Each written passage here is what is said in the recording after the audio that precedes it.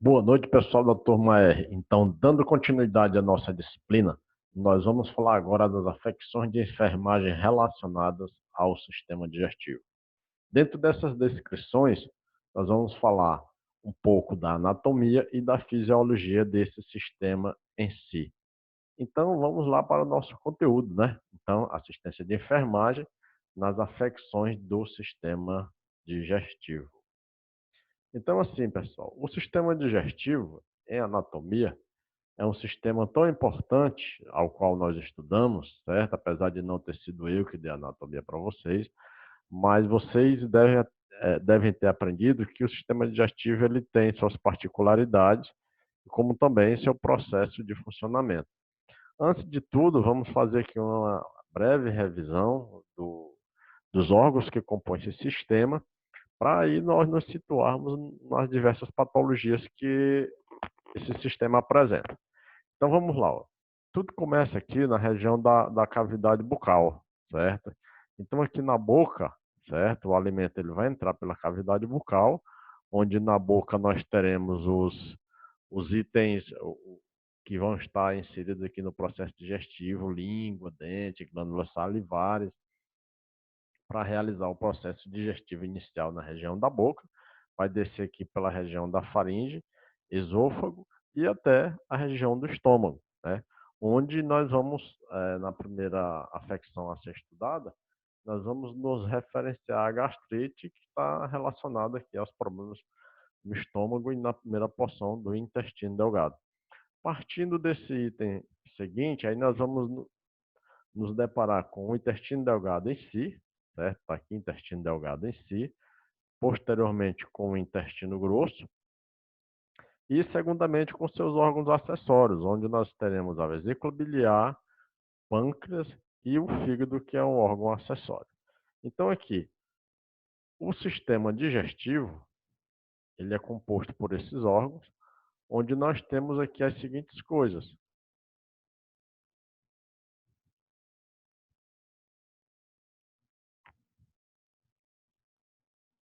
Onde nós vamos ter as seguintes patologias.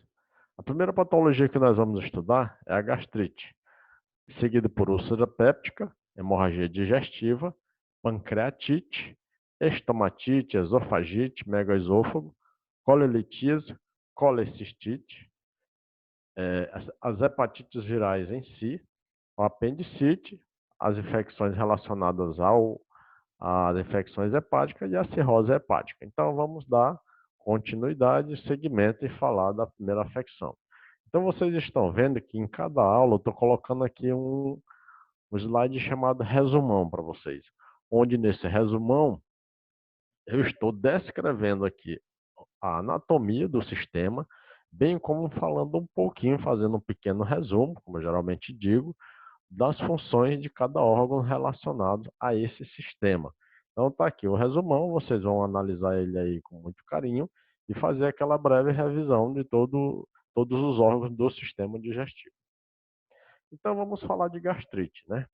A gastrite é uma das primeiras afecções do sistema digestivo que nós vamos falar, e ela é muito bem caracterizada por sua sintomatologia e por sua localização. E o órgão mais afetado por essa afecção vai ser, de fato, aqui onde eu destaquei muito bem nessa gravura, o estômago. Geralmente as gastrites elas começam no estômago, podendo se propagar para a região do intestino delgado, que é a primeira porção do intestino delgado, o duodeno. Então vamos aqui. Então a gastrite ela tem a seguinte definição: é um processo inflamatório do revestimento mucoso do estômago. A mucosa do estômago oferece resistência à irritação e normalmente pode suportar um elevado conteúdo de ácido. Então é o seguinte, fazendo uma revisão relacionada à fisiologia, na anatomia e fisiologia do estômago, nós temos a presença do suco gástrico. E vocês devem se recordar que esse suco gástrico, ele é composto principalmente de ácido clorídrico. Então, o que que ocorre ao longo da vida? Como o nosso próprio estômago, ele tem uma proteção específica contra o ácido clorídrico. E em determinado momento, essa proteção ela deixa de ser eficiente e esse ácido começa a fazer uma irritação nas próprias paredes, na própria mucosa do estômago, desenvolvendo um certo processo inflamatório. Por isso que ele diz, é um gastrite, é um processo inflamatório do revestimento mucoso do estômago. A própria estrutura do estômago começa a perder a capacidade de se proteger contra o ácido.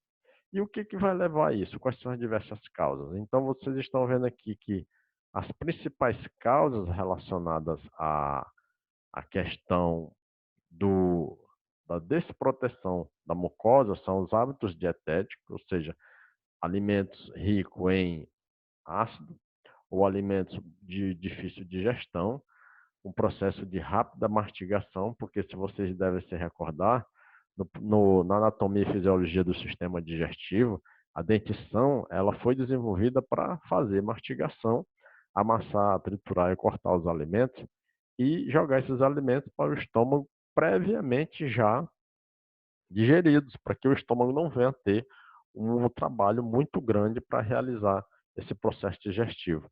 Porque uma vez tendo esse trabalho extenuante, esse processo digestivo vai ficar comprometido, certo?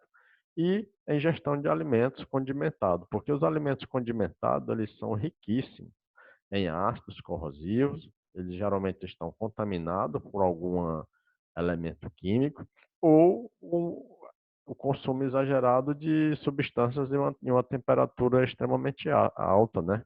E como também o consumo exagerado de álcool. Como também aqui o reflexo biliar. O que é o reflexo biliar? Em algumas circunstâncias, nós teremos um reflexo do ácido do estômago, voltando para algumas porções, e como também, quando a nossa vesícula biliar está acometida de cálculo, vai ocorrer um reflexo biliar.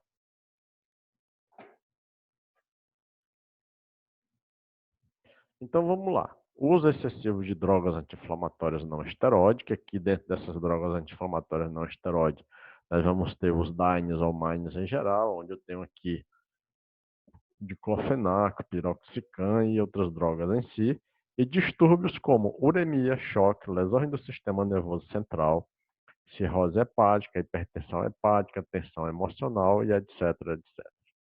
Então, assim, quais são os tipos de gastrite?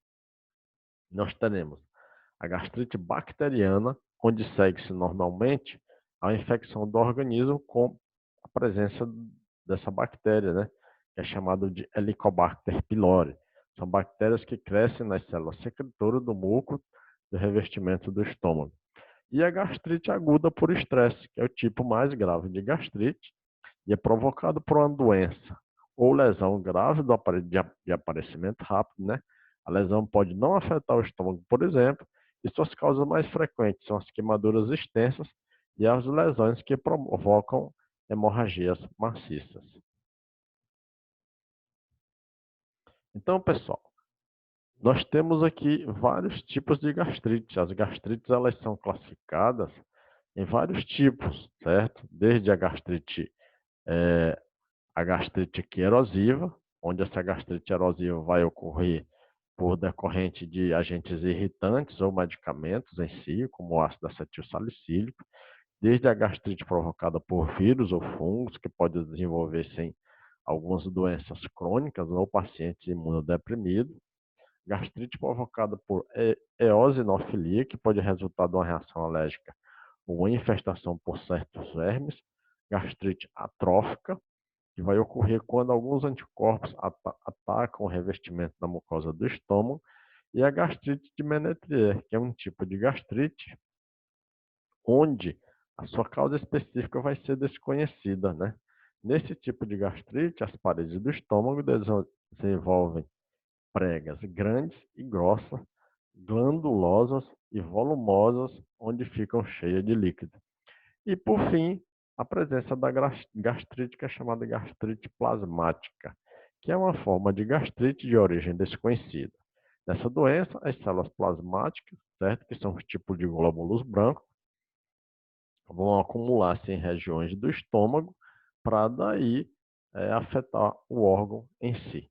Então, vocês estão vendo que a gastrite, certo? Para fazer uma recordação, É um processo inflamatório da mucosa do estômago que vai se desenrolar, vai se desencadear por uma série de circunstâncias, tanto relacionadas endogenamente ao organismo, como relacionadas exogenamente, certo? Mas, assim, a maior recorrência são de fatores que são injuriantes, que são agressivos para a mucosa do estômago, fazendo com que essa mucosa, ao longo da vida, ela vá sofrer e apresentar seu processo inflamatório. Então, sintomas da gastrite. Os sintomas, eles são gerais e inespecíficos, onde nós vamos encontrar a presença de vômitos, queimação no estômago, no estômago em gerais, a presença de falta de apetite, vômito com sangue, né? E fezes muito escurecidas. Mas desses sintomas, o mais específico aqui é a questão da queimação. Porque uma vez o indivíduo sentindo queimação no estômago, está refletindo que o ácido está agredindo a determinadas paredes do estômago e a sua resistência natural e própria não está fazendo o seu papel adequadamente. Então, os sintomas, nós já referimos, né? Essa aqui que eu estou mostrando para vocês é a bactéria responsável por desencadear um tipo de gastrite, né? A chamada Helicobacter pylori. Essa bactéria, nós nos contaminamos com ela nos alimentos, e uma vez presente no estômago, ela vai tornar o ambiente estomacal mais ácido ainda e vai fazer com que essa agressão às paredes do estômago sejam muito mais severas. Bom, isso aqui quer dizer o quê? Isso aqui são dois slides que vão nos mostrar como que a gente vai saber se tem a Helicobacter pylorica na região estomacal. Todas as vezes que o indivíduo faz o exame endoscópico, esse exame endoscópico ele pode vir acompanhado de um teste de urease, que é o teste para identificação do Helicobacter pylori. Então, nós temos aqui, quando alguém fizer uma endoscopia, que vier com esses frascozinhos aqui colados no laudo da endoscopia, então vocês vão ver aqui que se esse frasco tiver na coloração amarelada, é não reagente. Se ele tiver na coloração rosa, é reagente. O que quer dizer esse reagente? Quer dizer que este indivíduo tem a presença da Helicobacter pylori no seu estômago e deve ser tratado a bactéria, como também ser tratado o processo inflamatório. Então, está bem aqui, ó, a endoscopia é realizada e essa endoscopia ela coleta uma pequena quantidade do fluido estomacal. Essa quantidade do fluido estomacal é levada e corada com determinado corante. Nesse corante, quando ele adquire a coloração amarelada, eu não tenho a presença da bactéria. Mas quando eu tenho a coloração avermelhada, é porque eu tenho a presença da bactéria. Tratamento para gastrite. Bom, os tratamentos das doenças relacionadas ao sistema digestivo, eles vão tocar no seguinte ponto, no caso específico do estômago, para diminuir a secreção de ácido gástrico que está fazendo o processo de corrosão e irritação da mucosa gástrica. Então, o tratamento, nós vamos ter um tratamento farmacológico, com a presença de antiemético, antiácidos em gerais, e um regime dietético que muitos especialistas recomendam algumas medicações para combater a infecção por Helicobacter pylori. E aí eu mostro a vocês o principal medicamento que faz esse combate, né, que é chamado de Pylori PEC ou Pylori PAC, Helicopac, onde ele tem na sua composição o lanzoprazol, o levofloxacino e a amoxicilina. Agora vamos falar de úlcera péptica. Bom, vocês viram que a gastrite é uma irritação da mucosa do estômago. A mucosa do estômago, ela perde sua capacidade de proteção natural, certo? Por conta de, ao longo da vida, ela sofrer várias injúrias, ou por alimentos, ou por medicamento, ou por uso excessivo de álcool, seja lá o que for. Quando essas injúrias se tornam tão acentuadas ao ponto de ocasionar e desenvolver uma ferida, aí nós temos a presença de uma úlcera, porque vocês devem se lembrar que lá em Fundamento de Enfermagem, nós temos as úlceras por decúbito, que são feridas ocasionadas por um excesso de pressão em alguma região do organismo.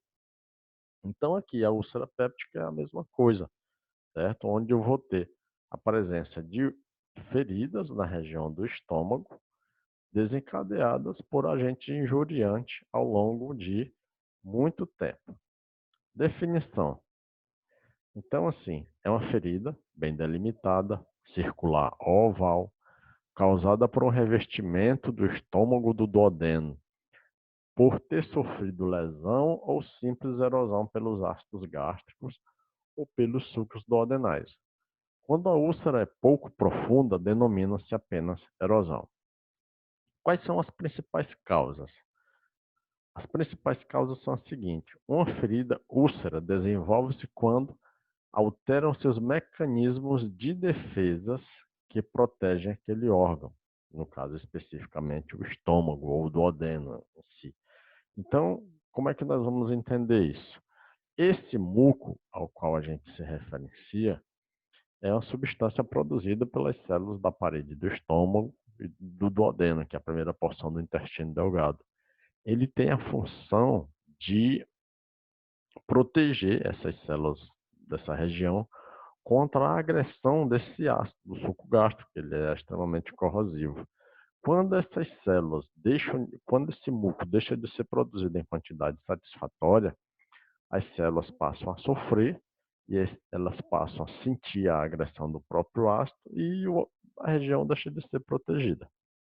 Então, assim, como é que o diagnóstico de tudo isso é feito? O diagnóstico de tudo isso é feito através de exames, que é o exame de endoscopia. Então, nós estamos vendo aqui, né, o próprio processo de realização do exame de endoscopia. Uma fibra óptica, um endoscópio, é colocado aqui desde a região da cavidade bucal até a região do estômago, certo? Onde aqui vai fazer o processo de filmagem dessa região do estômago, vai tirar determinadas fotos para visualizar como é que está. Se tem a presença de uma gastrite ou se tem a presença de uma úlcera. Aqui mostrando, ó, nessa gravura aqui, mais especificamente, o desenrolar desse exame.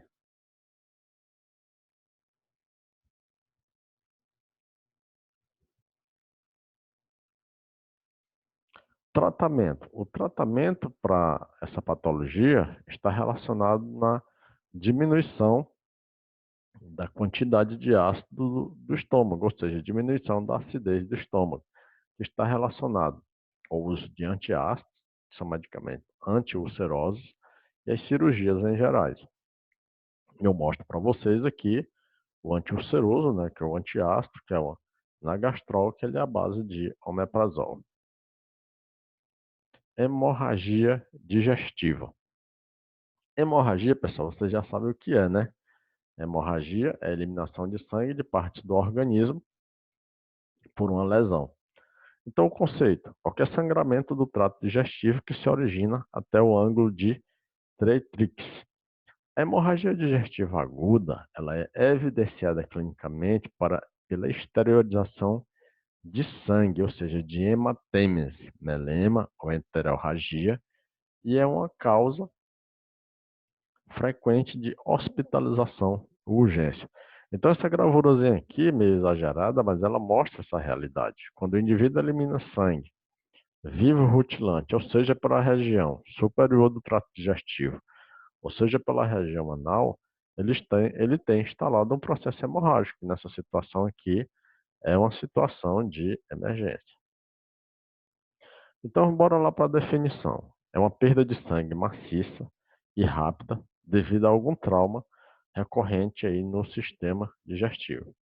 A maioria das causas relacionam-se a afecções que podem ser curadas ou controladas, podendo não ser grave, mas é importante localizar a fonte do sangramento, que pode ser proveniente de qualquer área do trato digestivo.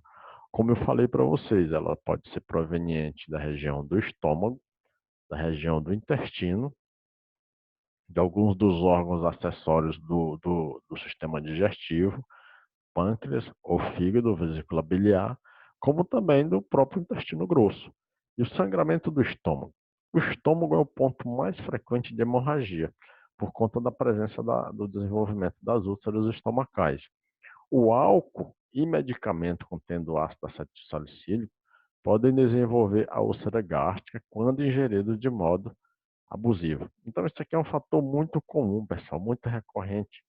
Essa informação aqui ela é muito valiosa, porque isso aqui a gente vê em pessoas que fazem o uso excessivo e abusivo do AS, como também em pessoas que fazem o uso excessivo e abusivo do álcool. A maioria das pessoas que são consideradas alcoólatras, elas desenvolvem sangramento na região estomacal por conta da agressão do álcool anos e anos e anos naquele órgão, e ele termina perdendo aquela proteção adequada, né, que nós vimos lá, que é o muco específico que faz a proteção de cada região especificamente do órgão em si. Então essa gravura eu coloquei aqui para mostrar para vocês, né, onde é que é esse ângulo de Tetrix. 3 tics está aqui relacionado, né, que nos exames eles fazem essa medida relacionada aqui à presença do sangramento aqui com a região do flanco direito aqui na porção inferior próximo ao apêndice. Então vamos para as manifestações clínicas dessa patologia. Dor epigástrica, náuseas, vômitos, febre, ascite, hematêmese, que é a presença de vômito com sangramento, podendo ser vivo brilhante ou de cor de borra de café. Quando a hemoglobina sofreu alteração no estômago, ou seja, está sangrando para dentro da própria região estomacal e esse sangue está sendo digerido. Porém, mesmo assim, ele é eliminado pela região da cavidade bucal, né? E a presença de melena. O que são melena?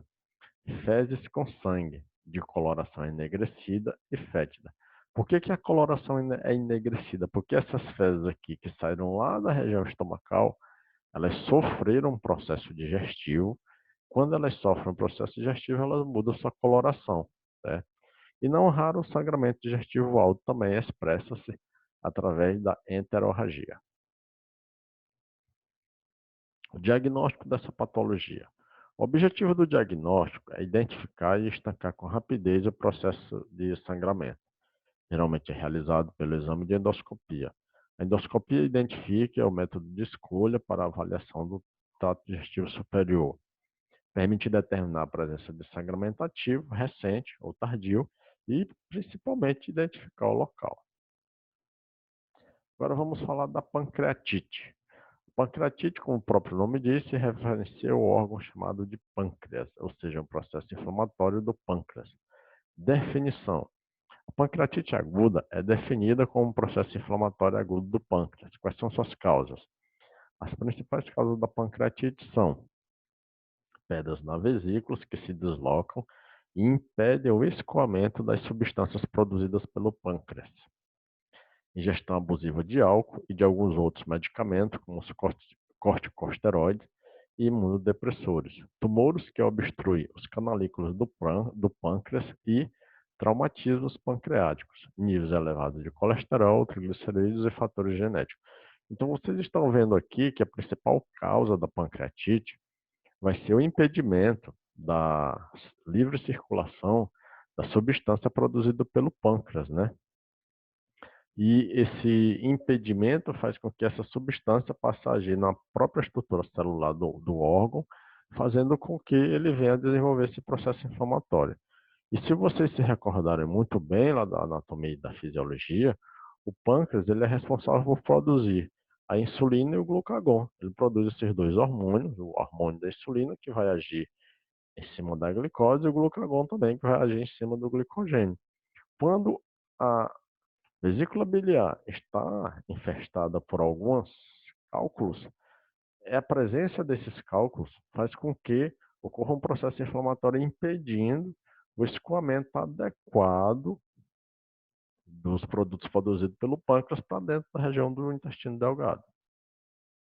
Então, para quem estava meio esquecido, onde é que está localizado o pâncreas aqui dentro do nosso intestino ou do nosso sistema digestivo? Ele está abaixo do estômago, por cima do colo transverso aqui no intestino grosso, certo? E bem próximo do fígado. E abaixo dele tem que é a região da vesícula biliar. Então, a fisiopatologia dessa doença, pessoal. Fisiopatologia é como que a coisa ocorre fisiologicamente, como é que a doença se instala fisiologicamente. Então, assim, um cálculo impede o fluxo da bile. Você sabe que a bile é produzida pelo fígado, lançada dentro do intestino delgado, porque a bile vai ajudar no processo de emulsificação das gorduras, vai ajudar e facilitar, fazendo com que as enzimas lipases façam o processo de digestão das gorduras. Então, assim, um cálculo impede o fluxo da bile e do suco pancreático para o duodeno, favorecendo na penetração de elementos irritantes para o tecido pancreático, que desenvolve uma resposta inflamatória. Então é aquela história. O pâncreas produz suas substâncias, mas não consegue lançar fora. Se ele não consegue lançar fora, elas vão se acumular. O acúmulo dessas substâncias no pâncreas vão fazer com que esse pâncreas fique no estado inflamado, certo? E não consiga trabalhar adequadamente. As manifestações clínicas. Primeiramente, podemos destacar a dor severa, que se inicia subitamente na região epigástrica, após excesso de ingestão alimentar ou de bebida alcoólica. Irradia-se para a região rebosta ou rebosta costal, a região costal do indivíduo, piorando ao andar ou deitar-se. Melhora quando o cliente senta ou se inclina para a frente.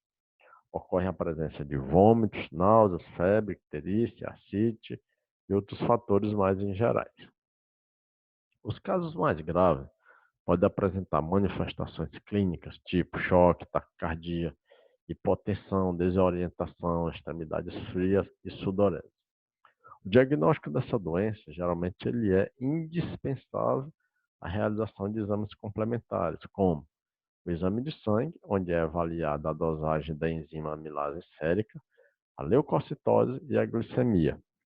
Os exames radiográficos mais solicitados são os exames de raio-x, do abdômen, do tórax, ultrassom abdominal e as tomografias computadorizadas em gerais. O tratamento, uma vez identificado o problema, né, o indivíduo com pancreatite, o tratamento inicial da pancreatite aguda é um tratamento clínico, né? Ele é indicado a manutenção do jejum para inibir a estimulação da secreção pancreática, porque o suco pancreático ele é produzido a partir de estímulo do alimento presente no intestino delgado. Caso seja necessário, o aporte calórico será mantido pela nutrição parenteral. Essa nutrição parenteral, vocês terão informações de como isso ocorre na disciplina de centro cirúrgico, vocês vão entender isso aqui muito bem. Certo? A sondagem nasogástrica aberta, ela objetiva aliviar vômitos e náuseas do indivíduo e deve ser administrada insulina quando se necessário, né? Além do tratamento cirúrgico, que consiste em remoção total ou parcial do pâncreas e é indicado em alguns casos onde ocorra necrose ou infecção bacteriana. Bom, pessoal, com esse conteúdo a gente inicia, com essas patologias iniciais, nós damos início às afecções do sistema digestivo em si.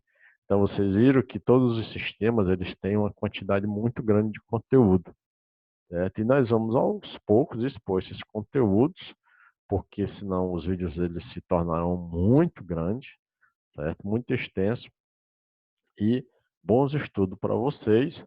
E nós continuamos nas próximas aulas.